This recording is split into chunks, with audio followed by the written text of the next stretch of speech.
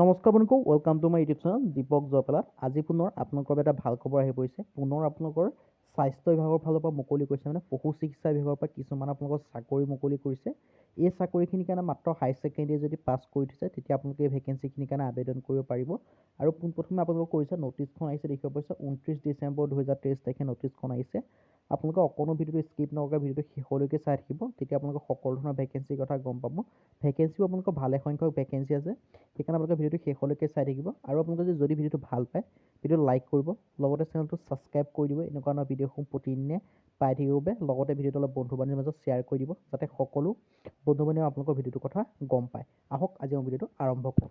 আপোনালোকে দেখিব পাৰিছে ভেকেঞ্চিখিনি হৈছে office of the director of animal husbandry and veterinary department of Assam, অসমৰ ভেকেঞ্চি হয়।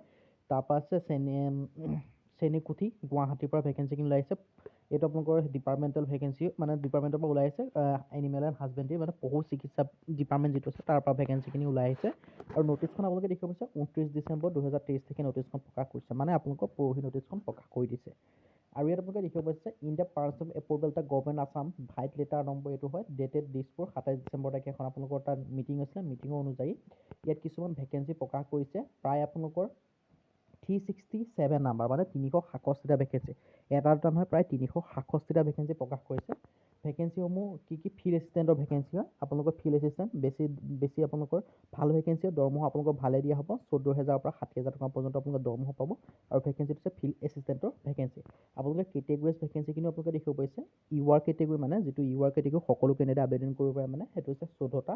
OBC কাৰণে 235 আছে। OBC কাৰণে বহুত সংখ্যক ভেকেঞ্চি 235টা ভেকেঞ্চি দি দিছে। প্লাছ STP কাৰণে আপোনালোকৰ 41 ভেকেঞ্চি দি আছে, SC কাৰণে 44 আৰু ST হিলৰ কাৰণে 33, মানে এটা ভালে সংখ্যক ভেকেঞ্চি হয়। টোটেল ভেকেঞ্চি আছে 366টা ভেকেঞ্চি আছে। আৰু ইয়াত আপোনালোকে দেখিব পাৰিছে স্কেল অফ পে আপোনালোকক কিমান টকাকৈ দৰমহা দিয়া হ'ব। ইয়াত দেখিব পাৰিছে 14,000 পৰা 49,000 টকা পৰ্যন্ত, 14,000 to 49,000। লগতে আপোনাৰ গ্ৰেড পে 6,200, মানে 14,000 লগত 6,200 যোগ কৰিলে আপোনালোকৰ 20,000 হয়। মোটামুটি আপোনালোকে 25-30,000 পৰা মোটামুটি 70,000 টকালৈকে আপোনালোকে দৰমহা পাব ষ্টাৰ্টিং চেলাৰী। আৰু ইয়াত আপোনালোকে দেখিব পাৰিছে এজ লিমিটৰ কথালৈ আহোঁ। A candidate should have the less than 21 years to more than 40 years।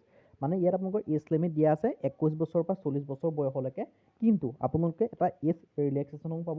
যেনেদৰে আপোনালোকে চাব পাৰে, যিসমূহ SC কেণ্ডিডেট আছে তেওঁলোকে 5 বছৰ ৰিলেক্সেশ্যন পাব, মানে 45 ইয়াৰ্ছলৈকে আবেদন কৰিব পাৰিব, 41 পৰা 45 ইয়াৰ্ছলৈকে। আৰু যিসমূহ SC কেণ্ডিডেট আছে তেওঁলোকে পাৰিব 5 বছৰ ৰিলেক্সেশ্যন, মানে 21 পৰা আপোনালোকৰ 45 ইয়াৰ্ছলৈকে আবেদন কৰিব।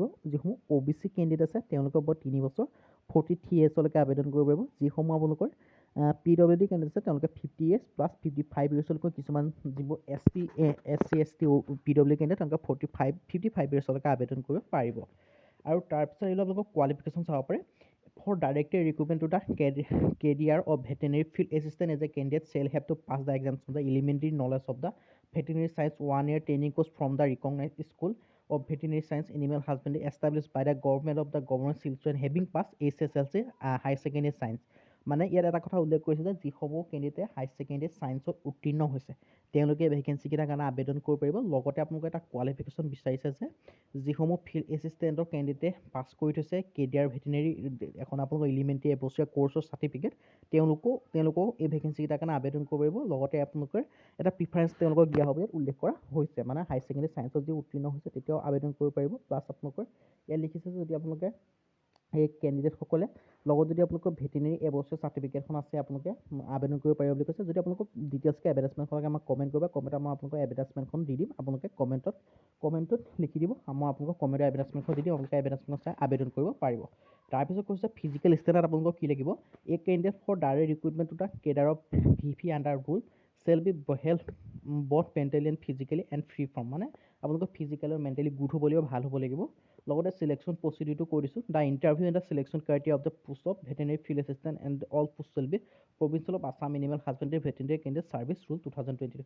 আৰু এই ভেকেঞ্চিকেইটাৰ কাৰণে আপোনালোকৰ কোনো ৰিটেন টেষ্ট নহয়, অনলি আপোনালোকৰ এটা ইণ্টাৰভিউ হ'ব। যদি আপোনালোকে সেই ইণ্টাৰভিউটোত পাছ কৰি যায় তেতিয়া আপোনালোকৰ চিলেকশ্যন হৈ যাব। ইয়াত আপোনালোকৰ কোনো প্ৰব্লেম নাই, অনলি আপোনালোকৰ এটা ইণ্টাৰভিউ হ'ব। যদি আপোনালোকে ইণ্টাৰভিউটোত পাছ কৰি যায় তেতিয়া আপোনালোকৰ চিলেকশ্যন হৈ যাব। তাৰপিছত আপোনালোকে দেখিব পাইছে ধুনীয়াকৈ লিখা আছে, ইয়াত আপোনালোকে দেখিব পাইছে ক'ৰ পৰা আপোনালোকৰ নটিচখন ওলাই আহিছে। আপোনালোকে ধুনীয়াকৈ লিখি থোৱা আছে ডেট 29, ছাবজেক্ট ইয়াৰ ৰেফাৰেঞ্চ নম্বৰ ধুনীয়াকৈ দিয়া আছে, আৰু আপোনালোকে কৈছোৱে ধুনীয়াকৈ দিয়া আছে, চাই ল'ব পাৰে। আৰু এতিয়া কৈছোঁ হাউ টু এপ্লাই, এই ভেকেঞ্চিকেইটাৰ কাৰণে কেনেদৰে আবেদন কৰিব।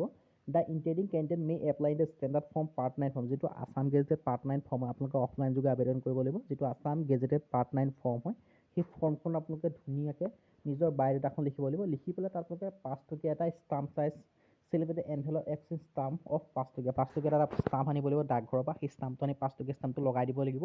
লগাই দিয়াৰ পিছত আপোনালোকে এনভেলপত নিজৰ যিখন বায়'ডাটাখন, যিখন আছাম গেজেটেড পাৰ্ট 9 ধুনীয়াকৈ নিজৰ বায়'ডাটাখন লিখিব। লিখি পেলাই নিজৰ এডুকেশ্যন কোৱালিফিকেশ্যন চাৰ্টিফিকেটসমূহ লিখিব, মানে জেৰক্স কৰিব, জেৰক্স কৰি চেল্ফ এটেষ্টেড কৰিব।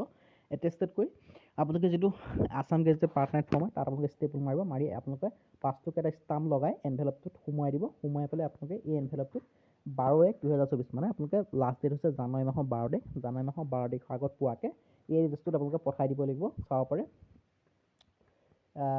সেই ধুনীয়াকৈ লিখি থোৱা আছে।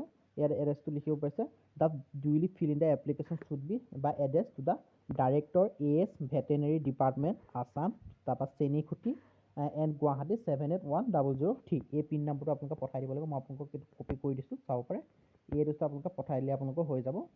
দেখিব পাৰিছে এই এড্ৰেছটো যিটো দেখিছে সেইটো এড্ৰেছত আপোনালোকক পঠাই দিলে আপোনালোকৰ এই পিন নম্বৰটোৰ সৈতে আপোনালোকে এই এড্ৰেছটোত পঠাই দিলে আপোনালোকৰ হৈ যাব আবেদন। আৰু লাষ্ট ডেট কৈ দিছোঁ 12/1/2024, জানুৱাৰী মাহৰ আপোনালোকে 12 তাৰিখলৈকে ভেকেঞ্চিকেইটাৰ কাৰণে আবেদন কৰিব পাৰে। যদি আপোনালোকৰ কিবা নজনা আছে আমাক কমেণ্ট কৰিব, আমি কমেণ্টত আপোনালোকক উল্লেখ কৰি দিম। লগতে যদি আপোনালোকে এডভাৰটাইজমেণ্ট লাগে আমাক কমেণ্ট কৰিব পাৰে। আজি ভিডিঅ' ইমানে। যদি ভিডিঅ' ভাল হ'লে লাইক কৰিব, লগতে চেনেলটো ছাবস্ক্ৰাইব কৰি দিব, এনেকুৱা ভিডিঅ'সমূহ পাই থাকিব। আজিলৈ পুনৰ নতুন ভিডিঅ'ত লগ পাম।